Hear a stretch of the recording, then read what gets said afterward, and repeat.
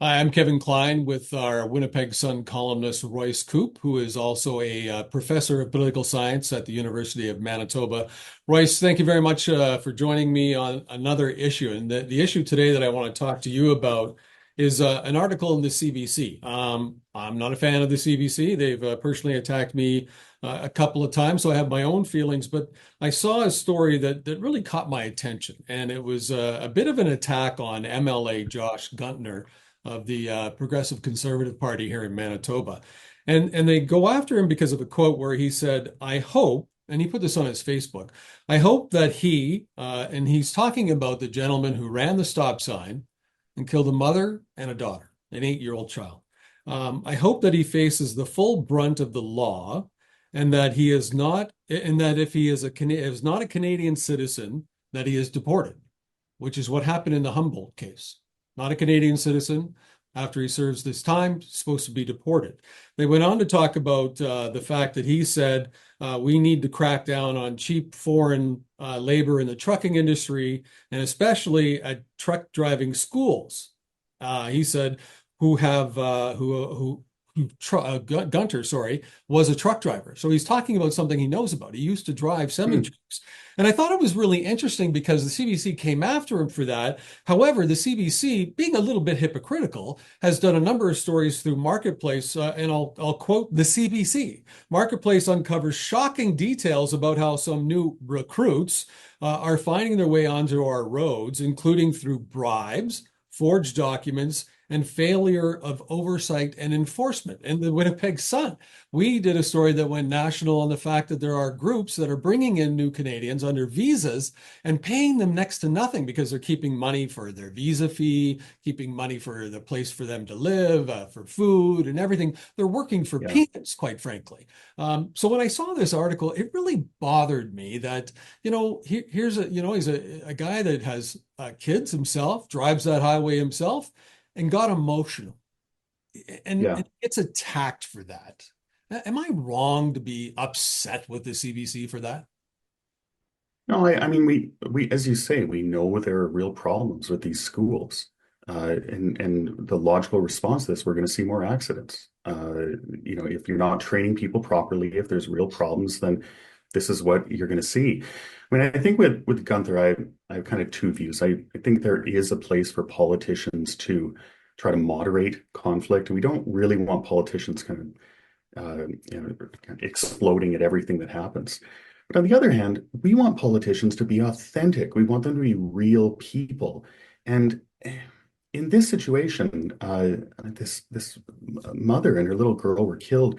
If you're going to get angry about something, what else is there to be angry about? What other emotion can you feel in response to this? So I try to give politicians a little bit more leeway to express what they actually feel. And in this situation, he actually kind of walked back his comments after the CBC came out.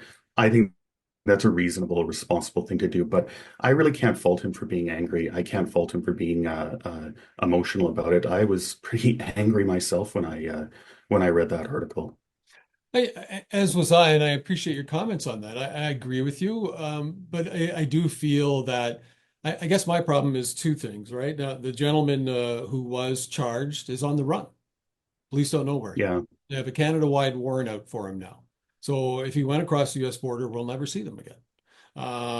If that's the case, we don't know. But he's on the run. We do know that, and the RCMP have the warrant out there. But why is it a news story? Like, why do we have a public broadcaster paid with tax dollars who are just as accountable as politicians in my book? If politicians are yeah, getting money from the taxpayer, so is every reporter, producer, everybody at the CBC is only living because we're giving them money, right? That's how they make their living. So, but why do they consider this news? I guess that's what I don't understand. Like, is this what our society is becoming? They just want to hear like it's gossip, it's tabloid stuff, it's National Enquirer stuff to me. yeah, yeah. Well, the other thing too is he representing the views of his constituents? Is he being a good representative? I can guarantee you that you walk into every cafe, every gas station, every restaurant in Borderland, people are angry about this, just like every other Tim Hortons in this province. And so, he's giving voice to that. That's being a good representative, is representing what people say. Sometimes we do want them to be responsible, don't fly totally off the handle, but I can't hold it against him. This is what people are saying. And if speaking as someone, I almost got hit by a truck once driving through a red light. It was terrifying. My daughter was in the back seat. We need to address these problems. This is a problem, and it's something that elected officials, politicians need to pay attention to and do something about. And if this MLA is hoping to draw attention to or helping to draw attention to that, that's great. I'm happy about that. I agree with you 100%. Thank you. I'll still go on record as I'm disappointed that this is the type of journalism, well, because I don't believe it is journalism that we get from a public broadcaster that is paid by taxpayer funds. I'm really reaching my limit, especially as somebody who's been involved in the media most of my life. Since when did social media become our sources for news? Yeah, a lot of people use it exactly for that. Frankly, I kind of do that myself, to be honest. Like I have my normal things that I check, but the things that people post online, they do kind of direct the news that I consume. And the problem with that is that social media favors more sensational stories than meaty, substantive stories that you can sink your teeth into. So yeah, it's a problem. Well, I'm hoping that one day social media, Facebook, Twitter, all of them will require you to have photo ID and you have to give your name and you'll be legally accountable for whatever you say. Because I think it changes. It changes how information is getting out there. And the fact that somebody is doing a news story on a Facebook post to me, that's not journalism. I need to know. I need to know where the CBC uncovered the story about the forged documents and the bribes. That's news to me. I'll give them credit for that one. That's news to me, and that's what I think most people want, not because somebody made a comment on Facebook and it's somebody just being a real person who has kids. And I don't think he wasn't like you said, he pulled it back, but he wasn't saying, let's grab our pitchforks and let's find this person. Um, Yeah. he said what I think all of us were thinking. If anyone has broken the law and caused that kind of devastation, and they're not Canadian citizens, then they should be deported, which we have Yeah, done in the past. people are allowed to be angry.